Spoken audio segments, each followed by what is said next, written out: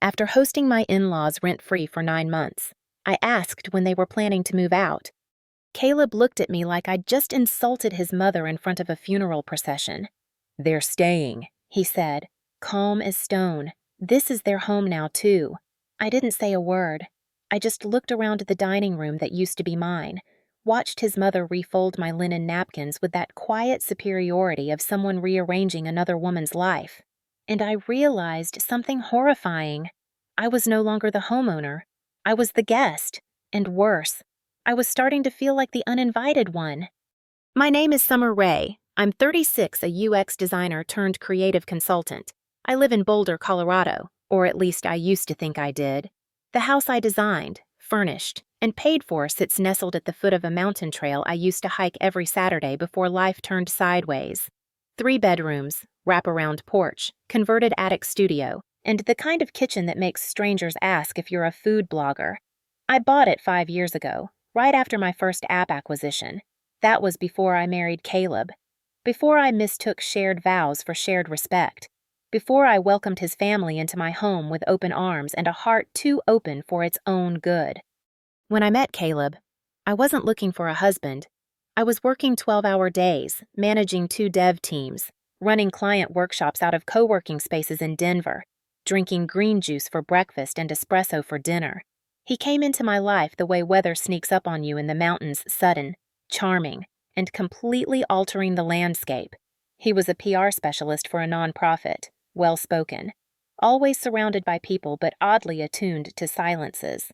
He said he admired how precise I was. I should have heard that as a warning. People who call you precise usually mean they think you're difficult, but they're still trying to make it sound like a compliment. We got married 2 years in. No drama, no rush, no chaos. It felt measured, safe, and that was what I wanted. I didn't grow up with the chaos, but I did grow up watching people ignore red flags because they wanted love to be enough. My mother was an accountant, my father a retired systems engineer, both incredibly rational. They taught me that emotion is valid, but structure is survival. I carried that into every corner of my adult life until Caleb's parents showed up on our doorstep last September, looking like the financial crisis had personally run them over. Gloria was teary but composed. Dennis looked tired in that way men do when they've stopped trying to fix anything. Caleb told me they'd lost their condo after a lawsuit drained their savings. Apparently.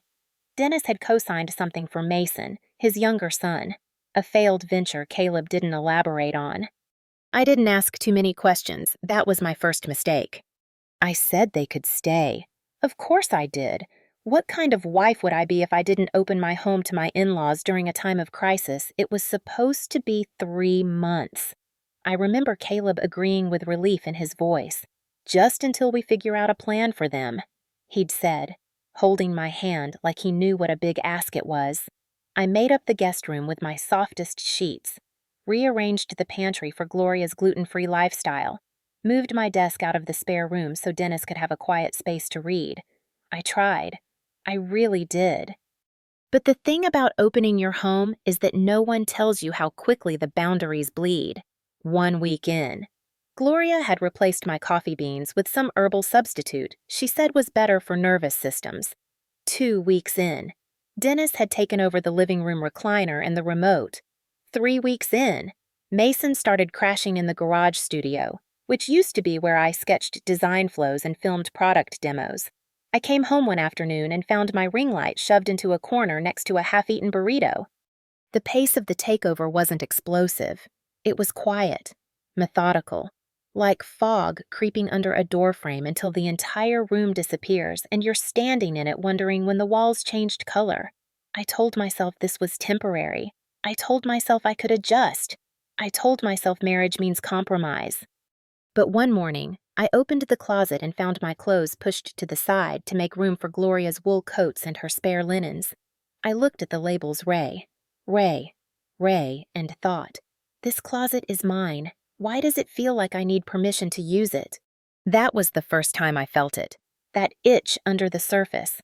That whisper that said something wasn't just off, it was orchestrated. I shook it off, told myself I was being territorial. But I wasn't. I was being replaced. Slowly, skillfully, and with a politeness sharp enough to draw blood.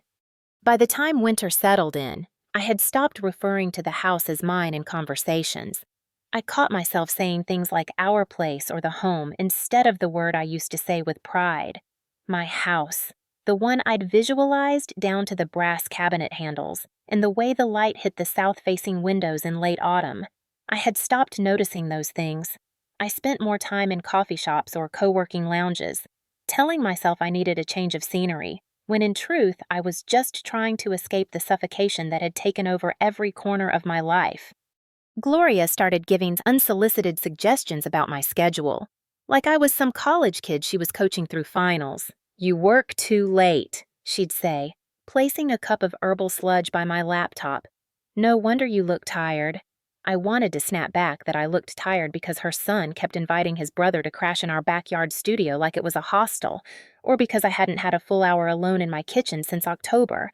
But I didn't say anything. I just smiled, thanked her for the tea, and locked myself in the bedroom for a video call I had to take with a European client.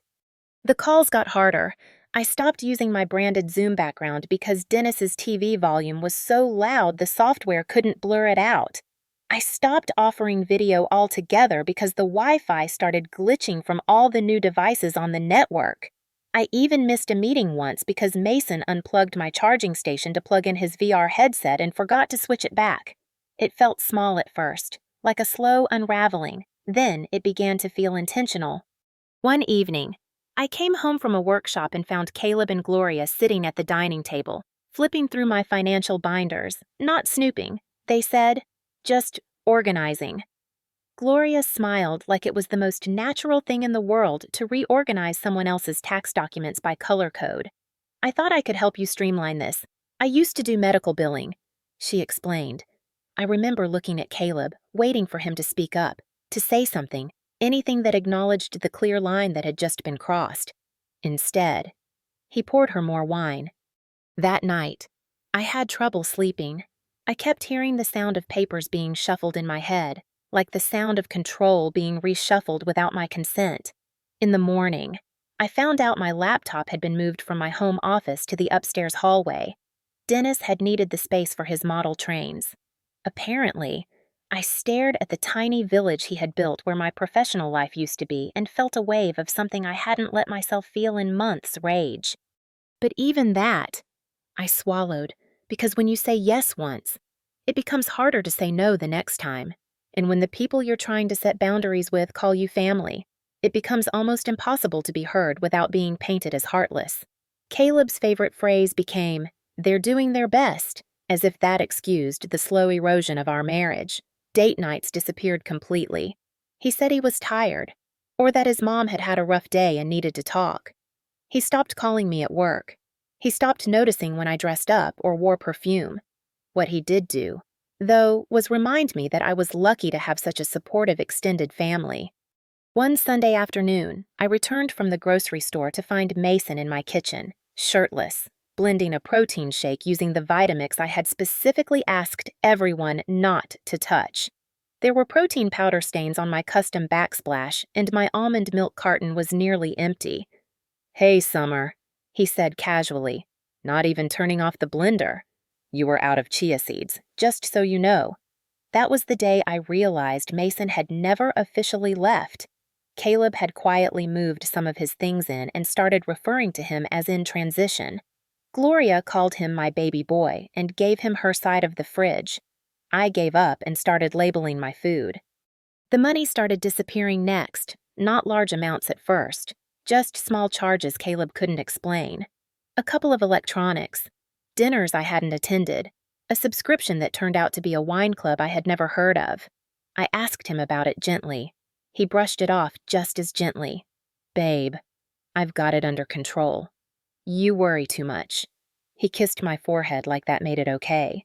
That night, I changed the passwords on my personal accounts. The joint ones were another story. It was in January, almost 4 months into their temporary stay, when I realized Caleb had stopped using the word plan. There was no plan anymore. There were only habits. My routines were gone. My space was compromised. My work was suffering. My relationship was thinning out into something unrecognizable, a quiet performance of partnership where the lines were scripted by people who didn't live my life but had taken up permanent space in it. And the worst part, I still felt guilty every time I resented them. Every time I closed a door or threw away one of Gloria's expired herbal syrups or said no to one of Mason's requests to borrow my car. I questioned whether I was being too harsh, too territorial, too selfish. I asked myself whether Caleb was right. Maybe I did worry too much. It wasn't until I overheard them standing just outside the laundry room, whispering about how difficult she's becoming, that I stopped asking the wrong questions. They didn't see me as family. They saw me as the obstacle, the gatekeeper, the final boss in the video game they were trying to beat without learning the rules. And I realized something in that moment, something cold and very clear. They weren't staying because they had nowhere to go. They were staying because I had something they wanted. It started with a charger. Mine. To be exact, one of those high-capacity USB-C bricks I kept next to my bedside table. I'd used it every night to top off my phone and smartwatch, and I was sure I'd left it there that morning. But when I got home from work, it was gone. Not misplaced. Not borrowed. Just gone. I checked the drawer, the hallway outlet, even the kitchen. Nothing. I asked Caleb, who barely looked up from his phone. "Maybe you packed it on one of your work days," he said, tapping at the screen. I hadn't, and I knew it. That small detail might not seem like much, but it was the crack that let the light in. Because once you suspect you're being nudged out of your own life, you start seeing everything differently. I began keeping a small notebook, tucked away in my tote bag, where I tracked each incident, not just the obvious intrusions, but the subtle shifts in behavior. Mason's girlfriend started showing up more often, staying late, even using my skincare in the guest bathroom. Gloria moved a reading chair into the hallway outside my bedroom door, claiming she slept better there, even though she had an entire room with blackout curtains. I started locking the bedroom when I wasn't home, something I never used to do. One day, I returned to find Caleb annoyed. "You locked me out," he said, like I'd committed some personal betrayal. I asked why he needed access in the first place. He mumbled something about checking the radiator. I didn't push. I just added it to the notebook. Then came the financial gaps. I checked the joint savings account we had set aside for a future investment, maybe a new property or some expansion plans for my consultancy. It was short by over $4,000.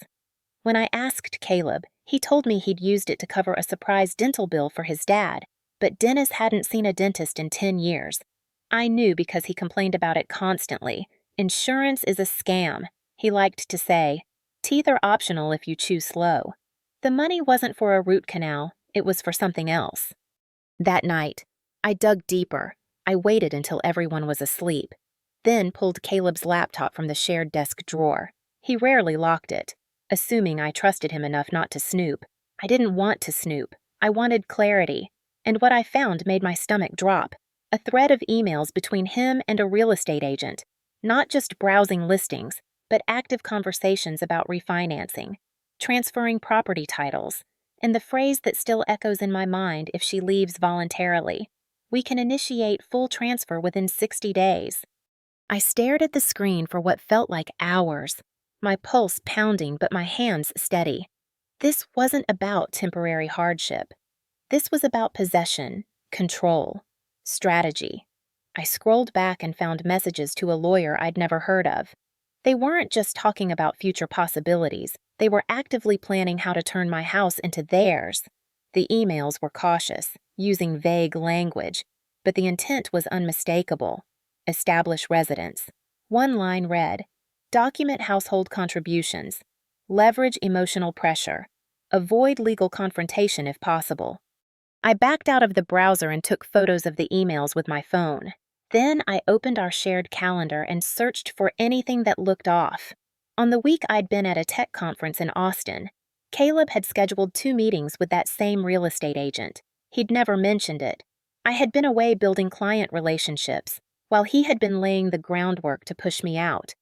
The next morning, I pretended nothing was wrong. I made coffee.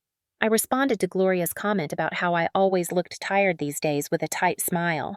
I even agreed to drive Mason to pick up a package from the UPS store because his car was in the shop. But inside, something had shifted. I no longer hoped they would leave. I no longer believed Caleb would come to his senses. I no longer saw this as a family misunderstanding. It was a siege, and I was the territory. I didn't confront him yet, not because I was scared, but because I finally understood the rules of the game. They were building a case, a slow, steady narrative where I was the unstable one, the overworked wife too cold to understand family needs, too obsessed with control, too type A to be generous. I saw it in Gloria's subtle sighs, in the way Dennis called me kiddo when I pushed back, in the way Mason mocked my client calls loud enough for me to hear. It wasn't just neglect, it was erasure. So I did what they never expected. I started watching them. Really watching. I documented everything, I logged conversations, I took photos. I bought a set of discreet security cameras and installed them while they were all out one afternoon. One in the living room bookshelf, one in the kitchen clock, one in the hallway light fixture. Not because I wanted revenge, but because I needed the truth. Hard, clear, time-stamped truth. They thought I was soft. They thought I would crack quietly. But what they didn't realize is that I had been in rooms full of venture capitalists, startup CEOs, and agency execs trying to pick apart my strategy. I'd smiled through worse, and I always had a backup plan. So I waited, I watched, and I prepared. Because you don't confront a coordinated attack with emotion, you dismantle it with precision. Once I knew what I was looking for, everything became clearer. I stopped second-guessing myself, stopped brushing off the red flags as personality quirks or just family stuff. The cameras I installed fed directly to a secure cloud account only I had access to, within days. They captured exactly what I feared but hadn't let myself admit. I saw Gloria go through the drawer in my office where I kept client contracts, flipping through folders until she found the title deed. I watched Mason brag to one of his friends over speakerphone that they'd almost convinced Caleb to just take over the house paperwork. I listened to Dennis tell someone over the phone that this place is basically ours now and then joke about getting a new recliner because mine was too uptight. The footage didn't lie, but it didn't scream either. It whispered, just like the manipulation that had crept into my life for months. I saved every clip, labeled each one by date and room. I compiled screenshots of bank withdrawals I hadn't authorized and flagged emails where Caleb had made property-related inquiries behind my back. I printed credit card statements, mortgage records, and joint account activity, highlighting every charge that didn't align with what we had agreed upon. The evidence was messy at first, a patchwork of betrayal, but I knew how to organize chaos. It's what I did for a living, so I turned the mess into a case file. My next move was reaching out to someone who wouldn't question my story. Alicia had been my closest friend since grad school and now practiced family law. We hadn't spoken in a while, not because of distance, but because I had let my world shrink. Caleb had a way of making my friendships seem like distractions. Gloria had once said, half joking, that Alicia gave off divorce lawyer energy. Maybe that's exactly what I needed. When I texted her asking for lunch, she replied within 3 minutes. We met at a quiet Mediterranean cafe outside town where no one would recognize us. I brought the manila folder filled with documents, photos, and notes. Alicia listened without interrupting, her expression unreadable until I finished. Then she leaned back, set her glass down, and said flatly, "This is a coordinated asset strategy, and they're sloppy. I asked if I was overreacting." She shook her head. "Summer, this isn't about one moment of betrayal. This is systemic. You're being isolated and erased, and I think Caleb's involved deeper than you think." I already knew she was right, but hearing it from someone who made a career of recognizing patterns of abuse made the truth land harder. She recommended I start positioning myself legally, but discreetly. Don't confront him yet. Keep collecting. Keep watching. But also start moving your essentials out, just in case. That night, I created a private storage rental under my business name over the next few weeks. I quietly moved out documents, sentimental items, backup hard drives, Even my grandmother's jewelry and a copy of the house deed. Each trip was disguised as a normal errand. I smiled through dinners, nodded through conversations, and answered Mason's ridiculous questions about crypto investing like nothing was wrong. But inside, I was sharpening. I also contacted Reed Thompson, a financial advisor I had worked with during my startup's seed phase. I told him I suspected irregular withdrawals from shared accounts and needed a discreet second look. He agreed immediately. Within days, Reed traced almost $12,000 in transfers to a side account Caleb had opened shortly after his parents moved in. Most of the charges were unremarkable groceries, gas, Amazon orders, but scattered in between were high-end dinners, boutique electronics, and even a charge from a jewelry store I'd never been to. "He's bleeding you slowly," Reed said over the phone. "This is how people disappear from their own finances. He's counting on you not noticing until it's too late."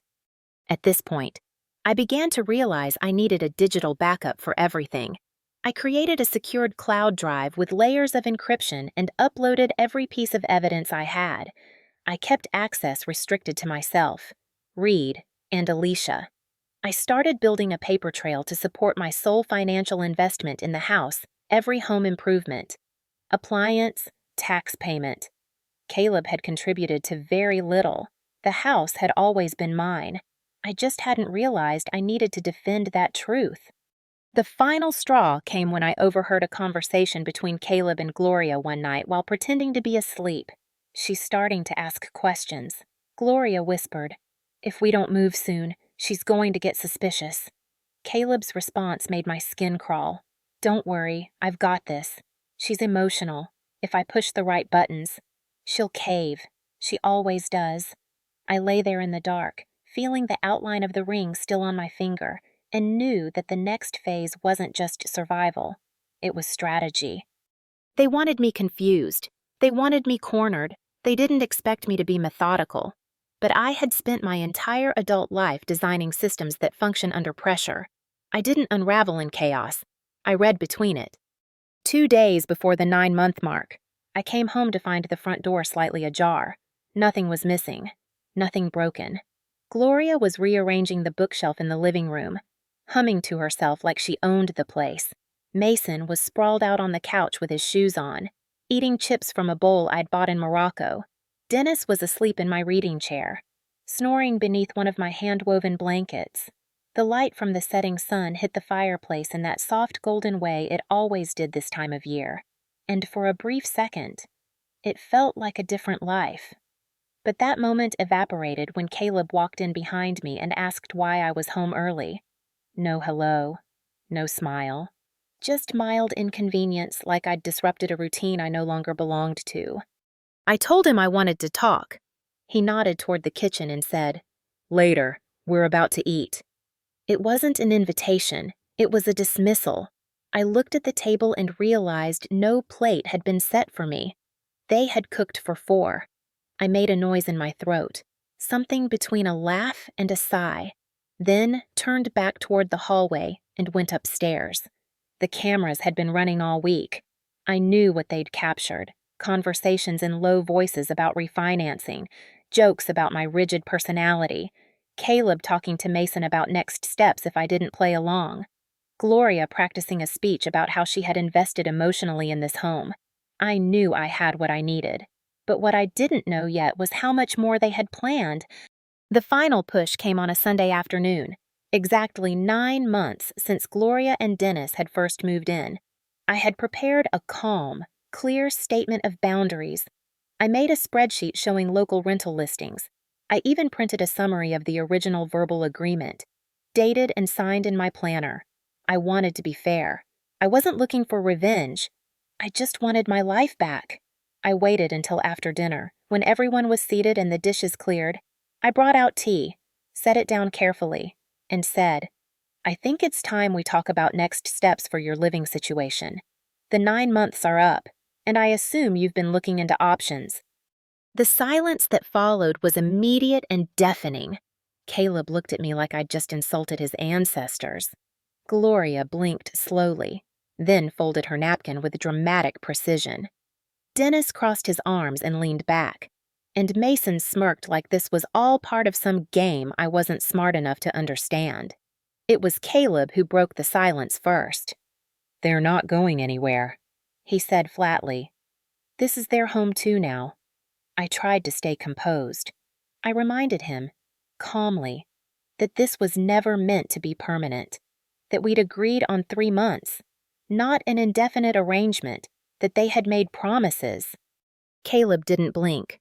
"Plans change," he said, echoing the same dismissive phrase he had used months ago. "They need stability." "Why are you trying to make them feel unwelcome?" Gloria added.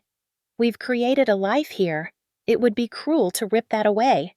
Mason chuckled, stood up, and said, "Looks like someone didn't get the memo." And that's when it hit me. This wasn't disorganization. This wasn't miscommunication. This was intent. I stood up, looked around the room one last time, and said nothing, because in that moment, I realized they expected a fight. They were ready for it. What they weren't ready for was silence. What they weren't prepared to handle was me walking away without giving them the drama they were hoping to use against me.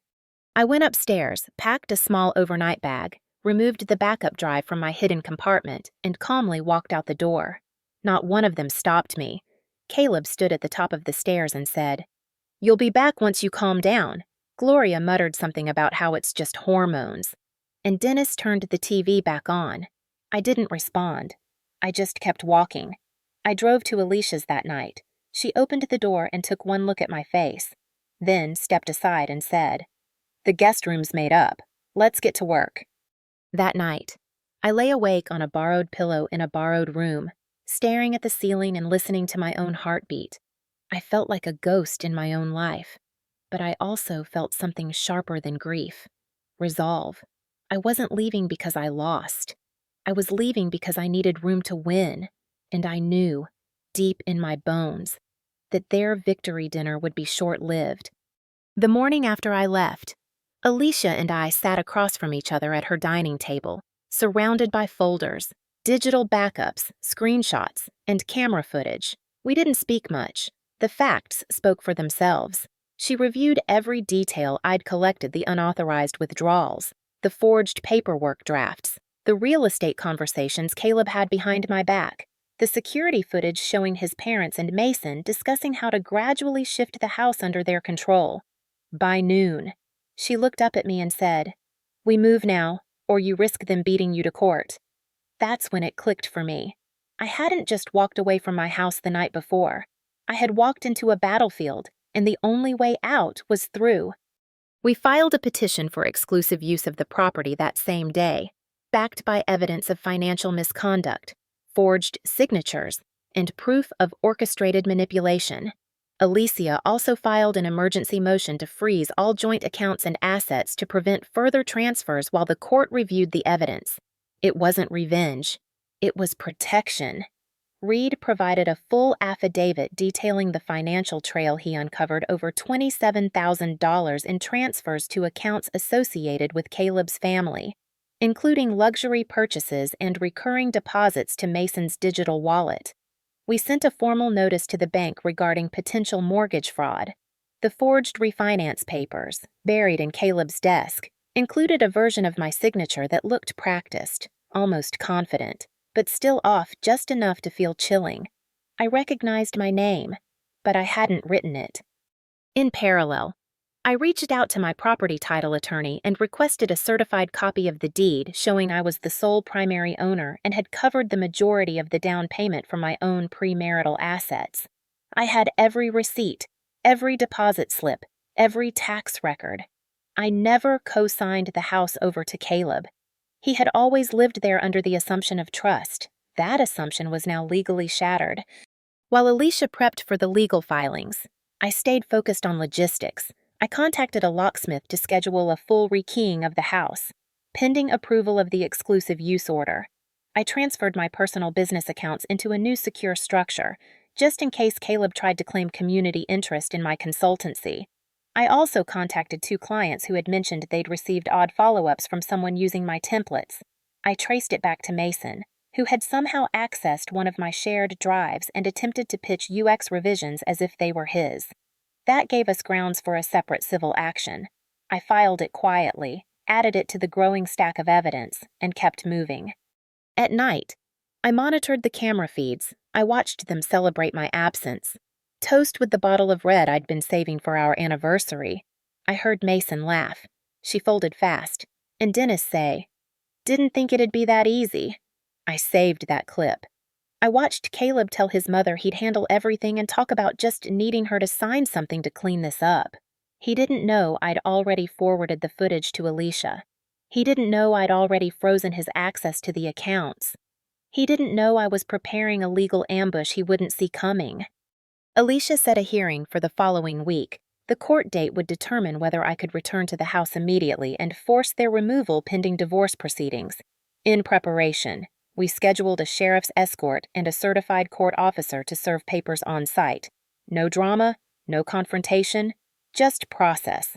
The law moves slower than betrayal, but it moves with weight, and this time, I had it on my side. On the day of the hearing, I wore a navy pantsuit and carried a folder thicker than Caleb's understanding of boundaries. Alicia presented the evidence methodically, without theatrics. The judge reviewed everything: the financials, the footage, the emails, the forged documents. His expression never changed, but his ruling was swift. I was granted exclusive temporary occupancy of the home, pending final asset division, and a protective injunction to prevent any interference by Caleb or his relatives. They were given 72 hours to vacate, supervised by the sheriff's department. Walking out of that courthouse didn't feel like triumph. It felt like breath, like oxygen returning to a body that had been holding itself underwater for far too long. That evening, Alicia and I sat with wine and takeout, quiet but steady. I asked her what she thought Caleb would do next. She said, "He'll try to spin it. They always do, but it won't work. You were quiet too long, and now you've got the receipts." The plan wasn't finished, but the shift had begun, for the first time in months. I wasn't on defense. I wasn't dodging accusations or hiding my suspicion. I was making the moves, every one of them backed by truth, every document airtight, every step grounded in calm, calculated action. They had underestimated me because I didn't scream. They thought silence meant surrender. What they didn't realize was that silence can also mean strategy. 3 days later, I stood in front of my own front door with a sheriff's deputy on one side and Alicia on the other. The locksmith was already waiting, his truck parked discreetly at the edge of the driveway. I had imagined this moment so many times in my head, but now that it was real, there was no satisfaction, just clarity. The curtains moved slightly as we approached. I saw Mason's silhouette peek through the front window, then disappear. A few seconds later, Caleb opened the door, barefoot and bleary-eyed, like we had interrupted a nap. "What's going on?" he asked, voice flat, but I could see the panic rising behind his eyes. Deputy Carroll stepped forward and served him the court order, laying out the terms with calm precision. "You and the other named parties are required to vacate the premises within the hour. You may take personal belongings only, furniture, electronics, and all disputed assets remain on site pending further court review." Caleb tried to speak, tried to argue something about miscommunication and needing more time, but Alicia cut in before I had to. "The judge reviewed the evidence thoroughly. You had ample opportunity to resolve this privately. This is now court-supervised enforcement." Behind him, Gloria appeared, wrapped in a robe, eyes wide with disbelief. "You're really doing this?" she asked me, like I was some sort of traitor to a cause I never agreed to join. I didn't respond. I didn't need to. The paper spoke louder than any monologue ever could. Over the next hour, I watched them scramble to pack. Mason stomped upstairs, shouting something about lawyers and how none of this would hold up. Gloria followed Alicia from room to room, making passive-aggressive comments about how this wasn't what family does and how disappointed she was in me. Dennis tried to claim the leather recliner, calling it a gift even though I had receipts to prove otherwise. Deputy Carroll intervened without hesitation. "That item is on the inventory list. It stays. Please keep moving." Caleb stayed mostly quiet. He kept looking at me like he didn't recognize me anymore. That was the one part I didn't expect, the way he looked stunned that I had followed through, I think. Deep down. He believed I would cave, that I would fold like I always had under the weight of their collective pressure. But I didn't. I stood there, steady, silent, and completely composed. That unnerved him more than any screaming match ever could. They left with 6 duffel bags, 1 cracked suitcase, and a cardboard box labeled Important Documents. I watched Gloria linger in the doorway for a second, scanning the living room like she was trying to burn the layout into her memory. She didn't say goodbye. She just walked out, head high, pride intact, but power gone. Mason slammed the car door with enough force to rattle the frame. Caleb was the last to leave. He turned back once, eyes scanning the entryway, then finally met mine. "This doesn't have to be war," he said quietly, almost pleading. "We can still fix this." I almost laughed, not because it was funny, but because it was absurd. Fix what? The trust you destroyed, the home you tried to take from me behind my back, the months you spent gaslighting me while your family treated me like a stranger in my own life. "It was never war," I said, voice calm. "It was a theft. I just stopped letting it happen." That was it. No dramatic closing line, no movie scene speech, just truth. Once they were gone, the silence inside the house was overwhelming. Not the kind that feels empty, but the kind that feels sacred. I walked from room to room, taking stock of what had changed. Some of my things had been moved, others damaged. My custom pottery set was chipped. The guest bathroom towel rack had been ripped from the wall. The studio was covered in vape residue and half-done whiteboard sketches for one of Mason's many failed business ideas. I documented everything, photographed the damage, and made a list for Alicia and the insurance adjuster. Later that evening, I changed the locks, reset all passwords, and activated the new security system. The first thing I did after was open the windows, not just for fresh air, but to let every corner of the house know that the storm had passed. This was mine again. My silence, my space, my light. I made tea and sat on the front porch as the sun dipped behind the mountains. I didn't cry. I didn't smile. I just breathed, deep, full breaths that reached all the way down into a part of me I hadn't accessed in months. The part that never left. The part that had waited patiently while I fought to return. The next morning, Caleb texted, then called, then emailed. The messages came one after another, cycling through confusion, guilt, and desperation. "You didn't have to do this." One read, "My parents are devastated." Another said, "Please just talk to me." I forwarded everything to Alicia and blocked his number. I wasn't playing his game anymore. He wanted to make me the villain in his version of the story, but I had the receipts, the footage, the law, and my own sanity on my side. He lost access to all of it the moment he decided to bet against me. In the weeks that followed, Caleb's world began to fold in on itself. It started quietly. A notice from the bank confirming their investigation into the forged refinance application. A flagged mortgage account placed under temporary freeze while legal matters were sorted. Then came the HR inquiry from his workplace. Triggered by a formal complaint Alicia had filed regarding financial misconduct involving shared marital accounts. Apparently, Reed's documentation of unusual deposits lining up with Caleb's project bonuses had raised red flags when cross-checked with internal audits already underway. I didn't need to gloat. The numbers spoke clearly. The man who once told me I was too focused on details was now being undone by his own. I received updates through Alicia and Reed, who handled most of the communication so I didn't have to. I wasn't interested in revenge or tracking Caleb's downfall for satisfaction. What I cared about was the truth being acknowledged, on paper and in court, so no one could twist the narrative again. I had lived under their distortion for too long, and now I wanted everything documented in black and white. The court proceedings moved faster than expected. Thanks to the thoroughness of our preparation, the judge reviewed the evidence and granted full ownership of the house to me, along with restitution for the unauthorized withdrawals and damages to the property. Caleb's attempt to claim emotional distress due to sudden eviction was dismissed after security footage revealed him discussing the plan to push me out with full awareness and participation. Mason's name came up during the digital evidence review, particularly in relation to accessing my work files and impersonating business pitches. While criminal charges weren't pursued, he was hit with a civil penalty and barred from contact. Gloria and Dennis faded from the case quickly once the financial trail dried up. Without access to my accounts, they lost interest in pretending to be victims. They moved to Arizona to stay with a cousin, and as far as I know, haven't reached out to Caleb since. He did, though. He kept trying. Letters showed up in my mailbox. Long paragraphs of regret and reflection, laced with just enough guilt to feel manipulative. I was overwhelmed. He wrote in one, "They leaned on me too much, and I didn't know how to protect both you and them."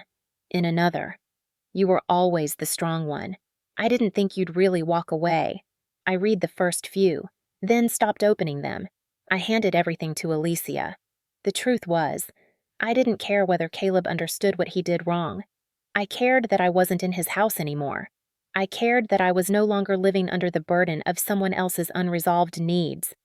During this time, I began restoring the house, not with flashy renovations or dramatic changes, but with intention. I painted the guest room a soft green and turned it into a reading space filled with books and floor cushions. I cleared out the studio, scrubbed the whiteboards, and brought in new lighting to reclaim it as my design lab. The kitchen, once Gloria's domain, became mine again. I reinstalled my favorite spice rack, bought new copper pans, and stocked the fridge with ingredients I loved without worrying someone else would rearrange it by morning. Every small act of restoration felt like a quiet defiance against the months I'd spent being minimized in my own home. I also started reconnecting with people I had pushed away, sometimes unknowingly. Alicia helped me trace old voicemails from friends I'd missed, calls that had never been passed along. One of my close clients told me Caleb had emailed them directly at one point, asking for feedback on Summer's progress like I was some junior associate he was mentoring. That call ended with them formally removing him from all communication channels. "We didn't know what was going on." They told me gently, "We just assumed you were okay with it." That assumption, multiplied across many moments, had cost me more than I realized, but now I was reclaiming those threads, one conversation at a time. Even my parents, whom I had stopped calling regularly, visited for a long weekend. We sat in the garden and didn't talk about the lawsuit or Caleb or betrayal. We talked about recipes, travel plans, funny things from my childhood that I'd forgotten. It wasn't repair. It was reconnection. A reminder that not all family takes. Some simply waits for you to find your way home again. I started therapy, too. Quietly, no big declarations. Just a few sessions with a trauma-informed specialist who helped me put names to the things I had experienced. Financial abuse, gaslighting, enmeshment. Words I hadn't allowed myself to use before. Because I didn't think I qualified. I wasn't bruised. I wasn't screaming. I was just exhausted. But that, she told me, is often how it looks. The slow depletion of self. The constant second-guessing. The invisible drain until you forget what solid ground feels like. Now I remembered, and I wasn't leaving it again. By the time spring rolled around, I barely recognized the life I had returned to, not because everything looked different, but because everything felt aligned. My days were no longer scheduled around avoiding tension or decoding other people's moods. I woke up when my body asked me to, brewed coffee in silence, and worked from my studio without anyone hovering nearby. The air in my house felt light again, not just clean, but emotionally breathable. I'd underestimated how much toxicity could live in the corners of a home when unspoken resentment and manipulation are allowed to thrive unchecked. Now, there was space, and it changed how I moved through the day. I spent the first few weeks rebuilding my business from the inside out. I rebranded my consultancy, updated contracts, redesigned my client onboarding experience, and implemented new layers of digital security. I wasn't paranoid. I was prepared. I had seen what could happen when you let the wrong people too far into your process. Trust is still something I offer, but now it comes with boundaries I don't apologize for. And oddly enough, the clients who stayed through it all respected me more for it. A few even reached out privately to share their own stories of family members undermining their careers or spouses who blurred lines between support and control. "I didn't know you were going through all that." One client said, "You always seemed so composed."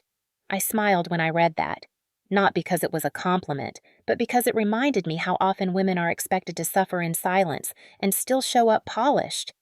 I didn't market my story. I didn't turn it into content or write some long inspirational thread online. I didn't need to. The work I was doing spoke louder than any narrative could. My calendar filled slowly but steadily. I prioritized clients aligned with ethical design and long-term strategy, and I let go of the rest. For the first time in years, I felt like the work I was doing actually reflected my values, not just my skill set, and as strange as it sounds, it made me feel at home in my skin again. Outside of work, I joined a local writers' circle that met every Thursday evening at a quiet cafe tucked behind a used bookstore. I didn't tell them what had happened. I just showed up and listened. Eventually, I read a short essay about forgetting how to breathe in your own house and what it feels like to reclaim that rhythm. No names, no details, just emotion. When I finished, a woman across the table, maybe mid-60s, wearing a linen scarf and quiet eyes, said, "That wasn't about a house, was it?" I nodded. She didn't press, just smiled like she understood. And in that moment, I felt less alone than I had in months. I also reconnected with my body. Nothing extreme. Just morning walks without headphones, afternoon stretches on the porch, yoga 3 times a week. I stopped punishing myself with movement and started using it as a way to hear my thoughts again. The body doesn't lie. It holds tension, memory, warning signs. Mine had been screaming for a long time, but I'd ignored it, silenced it under compromise and guilt. Now, it was finally safe enough to speak again, and I listened. One of the biggest shifts came quietly, almost invisibly. I stopped apologizing for taking up space. I no longer explained why I didn't respond to messages immediately. I no longer filled silences with over-explanation or softened boundaries with humor. I didn't volunteer details to people who hadn't earned them. And I definitely didn't ask permission to rest, rebuild, or be proud of how far I had come. That might seem small. But for someone who had spent years navigating a household built on emotional currency, it was revolutionary. I bumped into Caleb once at a local grocery store. He looked smaller than I remembered. Not physically, but energetically, like someone who had been living in echo chambers for too long. He saw me before I saw him, and by the time I realized it, he was already walking over. I didn't flinch. I didn't speed up or duck away. I just stood there. He asked how I was. I said I was well. He paused like he wanted to say more, but I didn't fill the gap. Eventually, he nodded, said something vague about wishing things had turned out differently, and walked away. I didn't watch him leave. I didn't need to. What I carried now wasn't anger. It wasn't even disappointment. It was clarity. And that's the thing about clarity, it doesn't demand an audience. It just roots itself quietly and grows. There's a quiet kind of power that comes with rebuilding your life not out of spite, but out of self-respect. It doesn't look flashy. It doesn't scream for attention. It's in the way you close your laptop at 5 p.m. without guilt. It's in the way you say no without explaining.